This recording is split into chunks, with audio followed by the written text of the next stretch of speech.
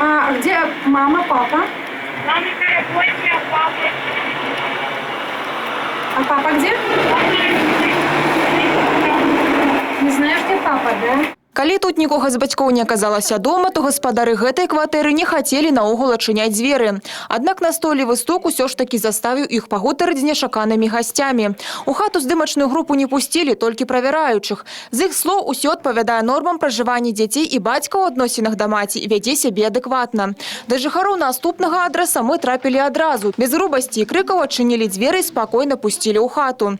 Муж гэтай жанчыны мае немалы спіс адміністрацыйнай адказнасці і не толькі за хатні гвалт. Але дома яго не аказалася, ды ўжо так і не дабашырыць, як раней заверыла жонка. Может быть, это государственных органов, вот с ним в работе.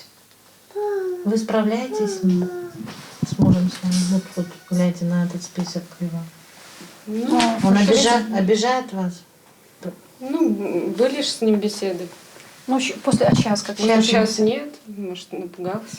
Зараз на ўліку адміністрацыі Маскоўскага района знаходзіцца 207 дзяцей са 121 сям'і. У параўнанні з леташнім перыядам гэта лічба значна паменшылася. Прычына змянення ў пастанове Савета міністраў нумар 22 аб прызнанні дзяцей, якія знаходзяцца ў сацыяльна небяспечным становішчы, які ўступілі ў сілу 15 студзеня 2019 года. Были пересмотрены критерии социально опасного положения, поэтому часть семей были сняты. Наша цель была посмотреть там, где в семьях имеется насилие домашнее, значит, какая там обстановка, значит, поговорить именно с родителями, то есть с отцами. В основном насильники у нас это папы, поэтому привлекались к административной ответственности, провести с ними профилактическую беседу о недопущении подобного. В целом каких-то критических ситуаций на сегодняшний день мы не установили, но вместе с тем при посещении отдельных семей, конечно, некоторые родители,